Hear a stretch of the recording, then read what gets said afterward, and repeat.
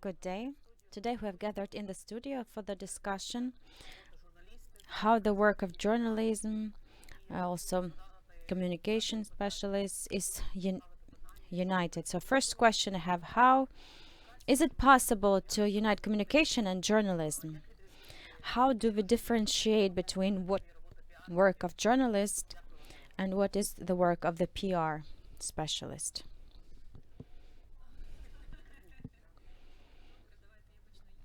Let me start. I don't think that to differentiate is the most important task. It seems to me that most importantly is to do your job well. If you think that your obligation is that your activity to be known about, you're looking for the mechanism. I can speak about my work. Since I'm from the journalism and now I uphold position in the press service of the Donetsk Oblast administration, and journalists come to me, and I understand that I have to provide them information fast and quality and fully so that they could work with it, all per journalistic standards. To add with another opinion, so to analyze the facts, this is my reply. That's in brief.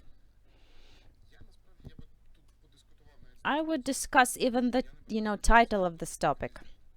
I don't think it is necessary to differentiate between these things because they stay very close to each other, and I will tell you a few stories.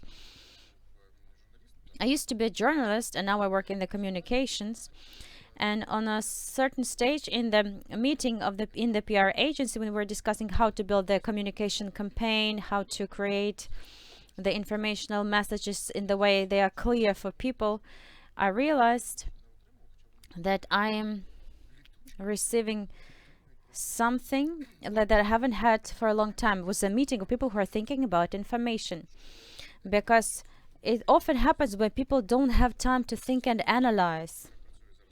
That's how the market works these days, and the communication campaign representatives, they replace these things. And in many ministries and administrations on the local cell governments, there's a lot of information that would otherwise cost a lot for the editorial office to understand it, to analyze it. And so it is content. That's what people need. So if you do everything per rules, and rules are very simple, as the commission, there is a commission of journalistic ethics, there are rules which are difficult to fulfill, but they're very simple. If you perceive communication as content, then you won't have this question at all. Everyone does his part of the job, and people get what they deserve for that is good information. I want to say that we all came from journalism, and we this way or other way work in communications, and we want these topics to be connected.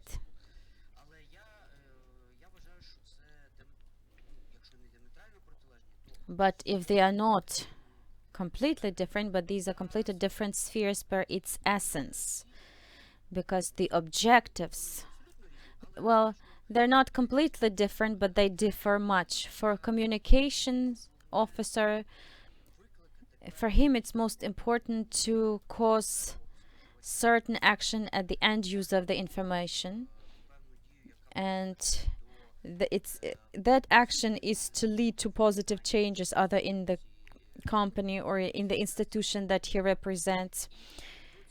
And he tries to achieve this objective in certain ways, defining the target audience, defining the messages, the speakers, channels, and so on. The journalist, as far as I can judge, he has another aim. He doesn't have the specific action objective. He only cares about the public interest. That's what the politician is to care about. And the journalist, by his work, creates the discourse around social problems,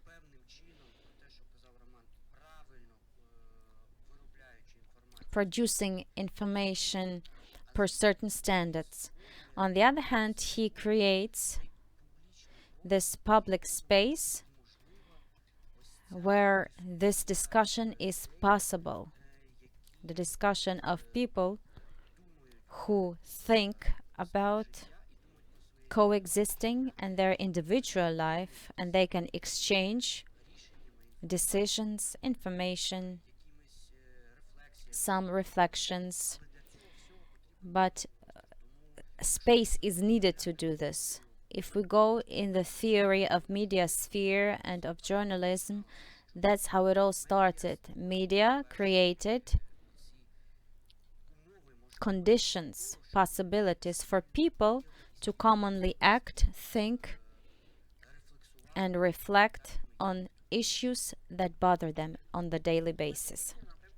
But there are different directions in the media, different directions of the companies, and I think the most difficult especially now, it's not about social campaigns, it's not about public or political communications, it's about business ones. Because when I used to work, there were a lot of business media, even business newspapers. We wrote a lot about business, economy. But now, many media outlets take content. If it's business, so it's maybe something about advertising. Because how do we find the balance? Because the task of the communication officer, of course, there's a marketing task when you have to take some action for somebody to buy it, to call. But how do we achieve balance so that it not all is like ads? Because there are many socially important topics, but not to have also a lot of labeled ad. How do we stick to a balance? I would like to argue with my colleague, yes, but there are a few things which don't work which work differently. I'm not convinced that the journalists are creating the social discourse today. They are the participants to this process. But the time when the journalists did this, fortunately or unfortunately, has passed, because social discourse is created by a big number of players today. There are bloggers who will never call themselves journalists, and they don't want to be called journalists. And you discussed this yesterday. There is Russian propaganda that generates these things also in a very good way. And then when the journalists create something on their own, only the best of them, but they are only one of the players. And secondly, what do communication officer wants? If he works in the black PR, you don't even have to look for the balance. You have to defend yourself against it. But an open question. Last year there was a survey that showed what people expect from the mass media. So then exposure of corruption, 39%. Clear, and a lot of journalists do it. And covering the positive things that we have in the country, also 39%. So is the task of the journalist to give what people want? Will he do this? We know the example, somebody who says we're not going to work with the authorities because let them do their work. Is this the correct approach? I'm not sure. Can we? And here's the question: if people want to know what's happening, Internews, they prepared one interesting study on perception of media, and that was an interesting thing. When people were asked, "Have you heard anything about reform?" They said, yes, we heard. And they asked them, which reforms have you heard about? Let's say Rotterdam Plus. What is Rotterdam Plus? Nobody knew what it was about. So if people want to know a bit more, then we can unite around these things, because journalists have access to the audience, and they are also fighting for the audience, because the key task of the journalist, for him to be seen by more people, and the communication officers, they have information. The bodies, state bodies, regional bodies, they also have information. If you find the common points for people to give this information, why to look for the balance? But it's better to look for the ways to cooperate. I completely agree with you. It doesn't contradict each other. The journalist now is the co-participant of this common discourse, but they carry this creative um, charge, and they to feel this creative energy and to feel responsible for it. On the other hand, I do not contradict to say that these spheres, they can coexist. This demand for positive stories, what we call today as constructive journalism, or what we, together with our colleagues in Internews, are trying to develop, the direction of trend like journalism of solutions, then here there's the best unification of the communication officer who work in the authorities or in business, who carry the social element. Apart from that, we see this combination in clarification, because a lot what the authority does on any level, local, regional, it needs to be explained, because we have a historical bias or critical view concerning the authority. One is connected with liberal models, saying the authority is something that is corruptive, and that's back from old times. For Ukrainians, the authorities are always something that is estranged. That's why they are biased, because they think that it's just some passerby who's administering us here and wants to colonize us there. So, but there is this bias in the society. Plus,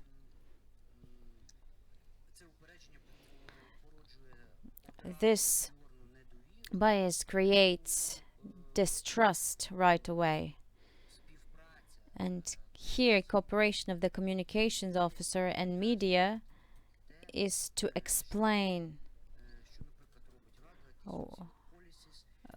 there are policies and what it means for people and why it was done,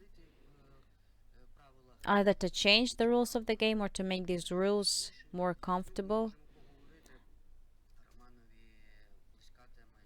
Roman knows the topic of the energy sector, like for example the multiple choice of the gas suppliers. For us, it's a big shock. People didn't even notice in the budget, when they get the utilities receipt, but now they see that it's a big item of expenditure from the family budget. And now we're shocked to know that gas can be taken from different sources, even though it goes to the same pipeline. So such things which are obvious to specialists, which are obvious and positive for policymakers, but for the end users of certain information or public services, they need explanation. They need to be explained. And there's a big field for constructive cooperation here. It seems to be that explanation, it's a story that the state bodies find difficulty in. So as for the trust, I'm really grateful that you touched upon the subject. If we sorry that I'm speaking from the point of view of the practitioner, but if we speak about internal motivation and your task that you see in your work, then first of all is to be noticed as the state body and to be of good quality. Because today media has spoken a lot about lack of budget. They don't know where to find money, how to develop. how to be compliant with the standards and also to have some good financial level. But the state has money for everything. There's a budget. So to use it effectively is the main task. In our press service, we have people working from the field. So those people who know the basics of the profession very well. They know not just the basic, but all the details of this profession. We have the internet specialists, the TV specialists. So this explanation, this, we are trying to, we know how the journalists are to speak with the audience. And I think in the territory of Donetsk, we managed to communicate with our audience and to discuss interesting things with the press, and even to ensure each other. We can always count on our journalists without breaking any standards, without crossing the line, or maybe of some, something that is misspoken. As I already said, that explanation, we are lucky that a lot of you has worked in the media and you know the importance of it. The task is, as I always say to my speakers, to my colleagues at work or top managers, if a journalist doesn't know anything, it's your fault, not his or hers, because you didn't explain it enough to them. It's very important to have this advice, because communication managers can provide enough information. On the other hand, the authorities don't always like to explain something to a journalist. We as communication experts understand that sometimes we want to correct journalists, sometimes we ask them to correct information written in the article. So what do we do to help tackle the situation? There are a lot of people moving from the authorities, from press services to the communication departments. How do we make this cooperation professional? That's true, it's a problem. It seems to me that it stems from what you said before. It stems from the historical mental lack of confidence to the authorities. So the authorities are also afraid of the journalist, because they are persuaded that they will write something bad about them. Our news feed at the Oblast administration, a woman, a journalist, came from Austria website, and she asked me, what shall I do? And I explained to her, just use your judgment and to make the best you can. That would be our task, to explain this to the audience without using the official terminology, abbreviations, statistics, and so on and so forth. I wouldn't say that it's perfect. Sometimes there is huge misunderstanding. However, we try to do our best. You started looking for a recipe of what needs to be done. If a journalist knows what to do, they will do it best. If the communication manager knows what to do, everything will be okay. Nobody will have to say that I know it better, because they know what to talk about. There are other cases. Several years ago, people from a small town came to us and they said, we record a video, 5 to 7 minutes. Each minute costs 1,000 hryvnias, so more minutes the better. Of course, it doesn't work properly. We also had a mayor from a small town who said, we provide our information to the local journalists because we have a contract. And can you imagine what they write? They write that we are the best, and I'm sick of that. I don't know how to work with them, because I'm sick and tired of all the positive things that they write about us. So it doesn't really work. This approach is not good. It doesn't work when the state says write this or that. I know that it's necessary to explain. I know an excellent case of an information campaign in a local territorial community. The journalist wanted to explain to the audience that they can change the provider of gas. They spoke to the head of this territorial community, to local people. So nobody joined. the protest action when it started, because people looked at those video reports. It means that in this case, the local government worked very well, explaining local population what would happen.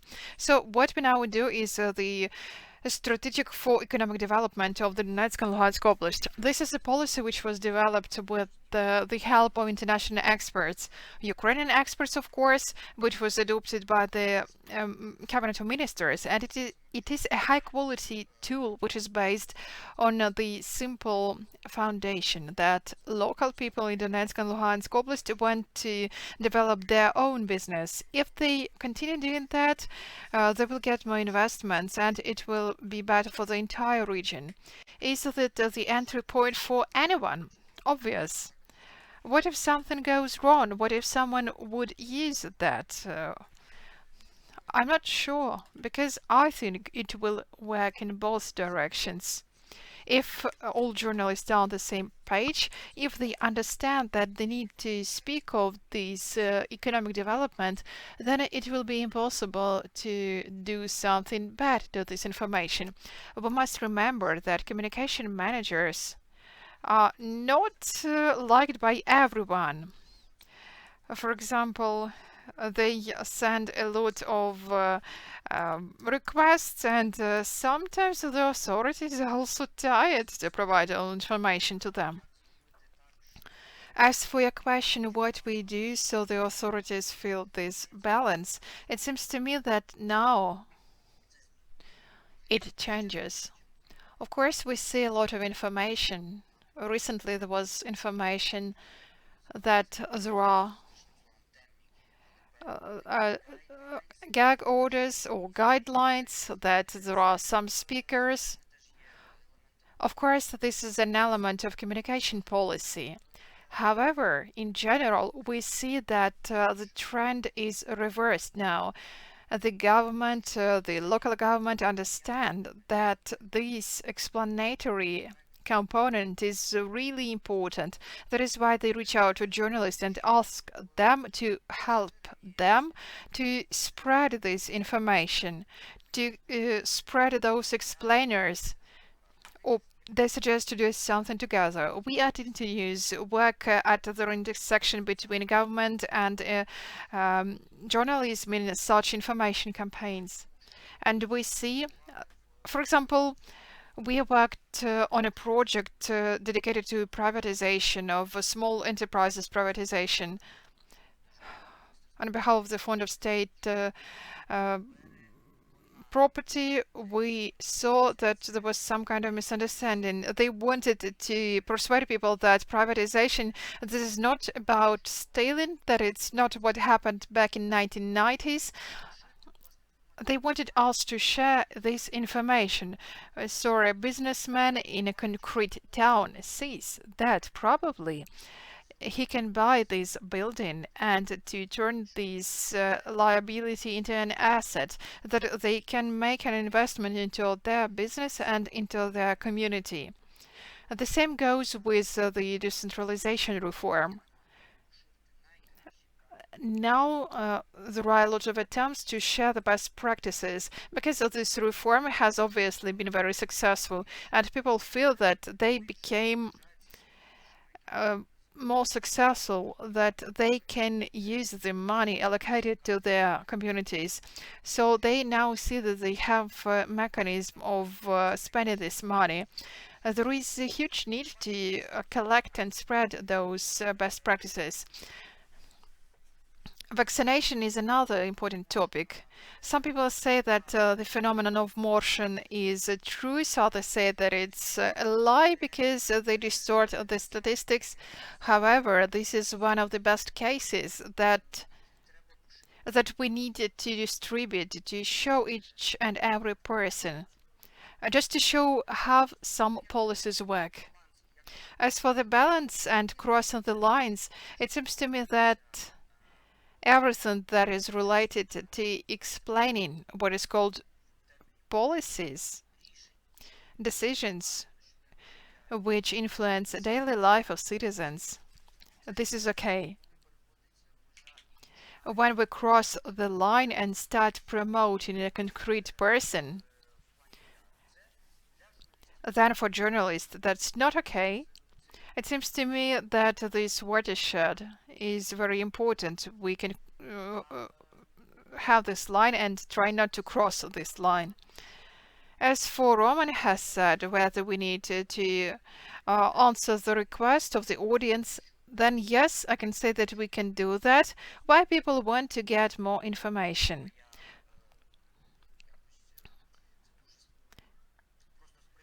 Probably I look at the situation in a very simple way. First, they want to get information because they want to get entertained, or they want to get useful information for their daily life. If we convey information by showing people that there are such and such rules of the game, or innovation, or a service or product which you can use, then it's okay. Or when journalists show there is a decision, it can negatively impact you. You will feel it in your daily life.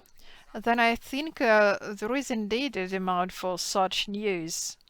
And journalists have to respond to those demands because I think that's the core of the profession.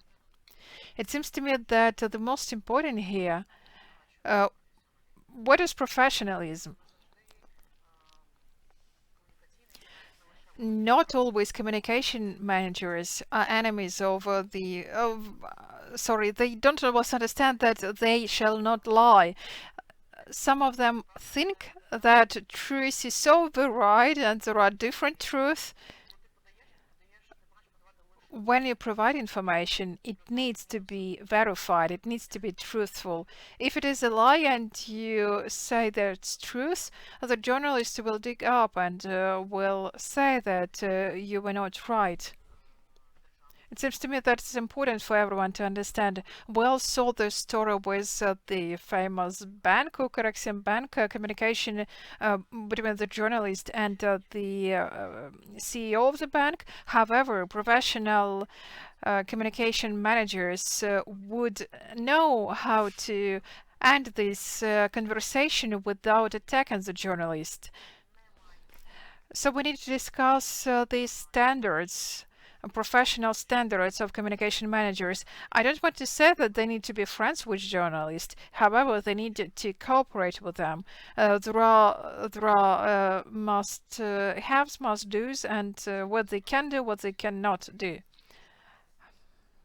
This is a key rule of all the communication experts, especially in situation like ours. It's impossible to hide the truth. You need to explain. And a huge challenge is to explain this. Who has to do that? Those people that you work with. I agree that people need policies, they need to have those policies explained. However, it seems to me that it's about personal connection.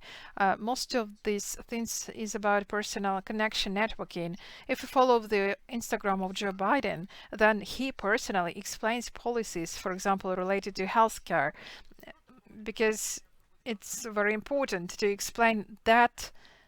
It's better. Do you remember how Uliana Suprun explained very personal, very important things personally? But she did have an excellent team of communication experts. And however, a lot of people didn't like her. Well, that's true. It's when you are a popular person. Some people love you, some people hate you. The key thing is to tell the truth. And you need to dig deep into the information, especially when you make new stories in interdisciplinary manner. Once we worked with very famous media, we created an explainer. We provided all the necessary information, and the media said, okay, we will just use the information. And we asked them, why don't you adapt this text for your audience? And they said, why don't we need to do that? It seems to me that the biggest problem for anyone, for the journalist and communication expert, is to treat what we do as a formality. This is what they call such a news story, which is not interesting to anyone. I think we We won't need to tolerate that. It's about professionalism. If the policy is of high quality, if it is done to change something, it will be interesting to the audience. However, people will watch you. For example, decentralization has its pros and cons.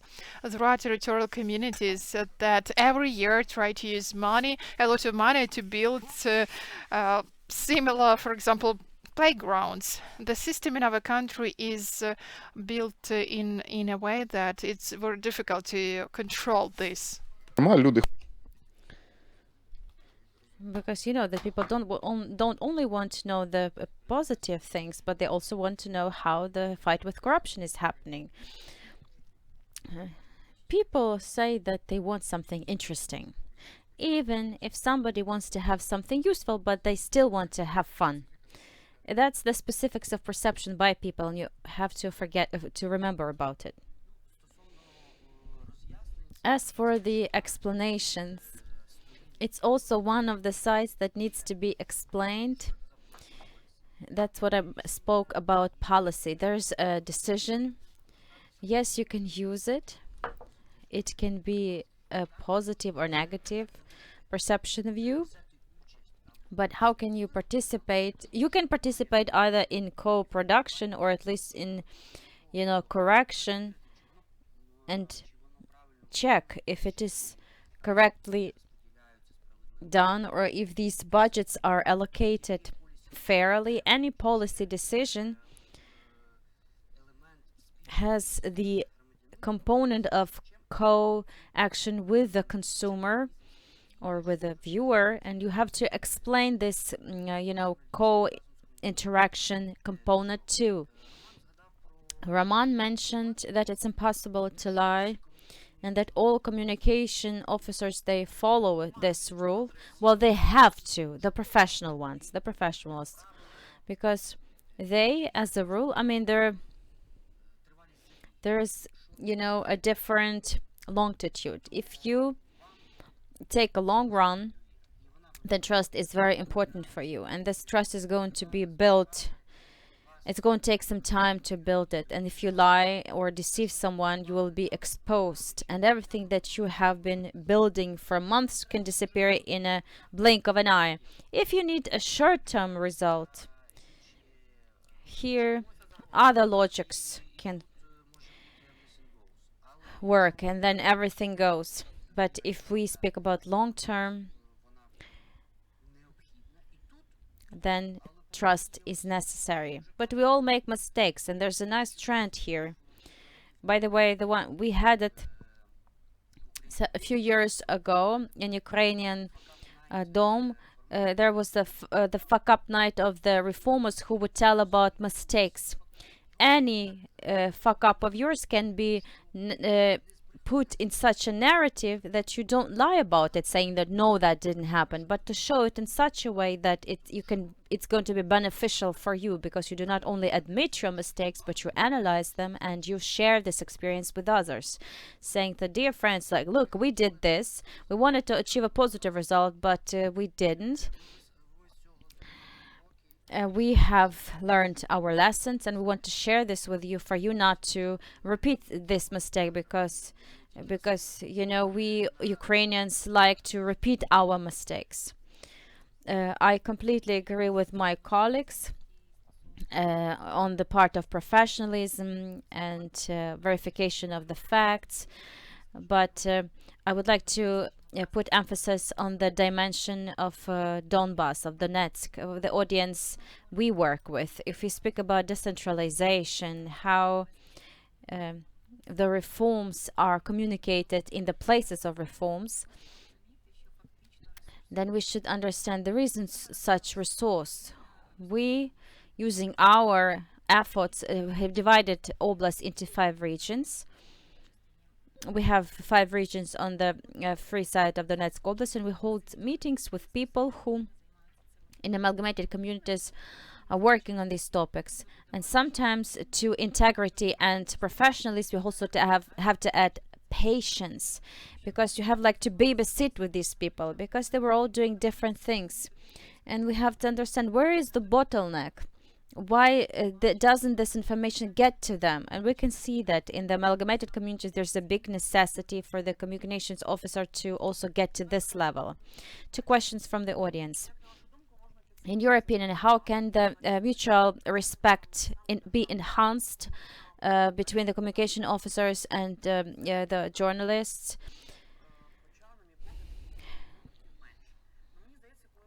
It seems to me when the law um,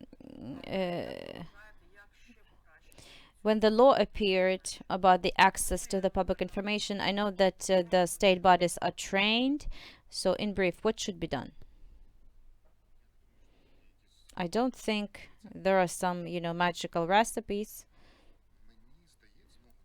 From my experience of communicating with different state institutions, the best communication is not where there are only good communications officer, but when the manager understands that it's important, because an institution is managed by its leader, and as the minister says, and as the head of the administration says, and that's how it works. So if there's understanding, the press service works correspondingly. I think it's Machiavelli who said that good consultants appear, or good advisors appear not in good managers, but good managers hire good advisors. Yes. And since I have a feeling those people who are now doing the public management, they understand the necessity of cooperation with public opinion and take into account public opinion, then I have a feeling that because of this, this situation gets better and better in the ministries. I would like to defend here the authorities. I think this attitude is changing, and almost everyone is saying that communication is important and necessary. And if it's central level or regional level, nobody will say, let's move away from this and let's not pick up the phone or whatever. There are many inquiries of this nature, but they just don't physically manage to do it. Just like the journalist has many deadlines and he's like a unique soldier, especially on the regional level. And there are 3 persons in the editorial office, so they have to do it fast. And the same refers to the system of the state bodies, that sometimes they have lack of time. Maybe here there must be this double movement. I'm sure if the journalist who really needs information, he'll find the way to find it, to get it. At least he can publish the material as it often done. He can say, this is our analysis of the situation. We have inquired the state bodies for their reply, but they didn't give it to us. We will keep keep track of the situation. If the representative of state bodies sees that he needs this interaction or friendship, he will set the communication with press, media in such a way that is going to be mutually beneficial. I want to add, speaking about inquiries, here are 2 important components. First is to satisfy this inquiry, and no single structure can afford to ignore this inquiry, because it's an open document circulation, electronic circulation. It's very serious, it's very important. But the question of the quality of the reply, that's the question of respect. State bodies, representatives of authorities, if they understand the necessity, if they respect the journalist, then they will never give something just to give. So the question of quality still remains. They like to use these passages like the state bodies are to act in the way that is defined in the constitution, articles, this and that. But unfortunately, we cannot satisfy your inquiry. But I agree with you as well. If the journalist really needs information, he's going to find the way. And Perhaps sending an inquiry, it's only when they have tried all of them. There is also a matter of technologies. Many people understand if they don't send an inquiry, then all of this data they will leak out from somewhere. So it's better to write and explain. Another thing I remembered during this question, the colleague said, speaks about Temnike, something that gets into the message boxes to prepare comments. These are different documents.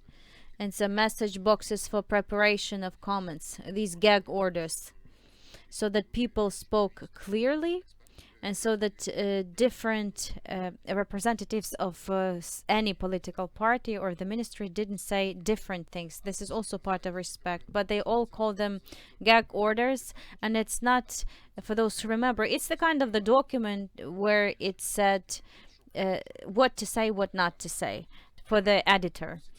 And everybody mentions it because anything that's something to do with the power or politics, it's definitely something that's vague, and they're definitely hiding something. And so if you want to understand something, you have just to go through these gag orders. Few minutes left, and I would like to introduce our guests, and this is Roman Vibranovsky, Vibranovsky, head of the communication component of the DETS project, Donbass Economic Transformation Strategy. This project helps explaining what is the strategy of development of Donetsk and Luhansk oblasts. Tatiana Turina, head of the Department of Information Activities and Public Communication of the Donetsk Regional State Administration, and Andriy Kulakov, who's the program director of Internews Ukraine. And the last question, we have still a few minutes. Please tell me, how does the communication differ from the work of the journalist in business? We spoke a lot about state bodies, state communications. How do they differ from the business ones? Or they don't? They don't. Normal business, good business, just like a good state bodies, they explain what's happening around, and there's a lot of information. Good business works with the communication as well. Things that occurs to me, it's the example of Donetsk Oblast, powerful enterprises. Business is more closed. There they have very weighed decisions and no interpretations possible. I'm just, as a civil servant, is trying to be speaking very correctly. Andriy? It's difficult for me to give you a reply. We work more in the sphere of journalism, social communications with the representatives of the authorities. I also have a formula, maybe that will not serve for all, but it's that there are two distances.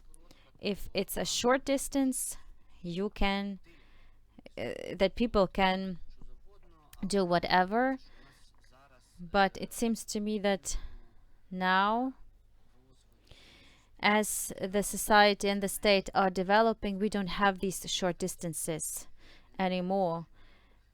They used to be in the 90s,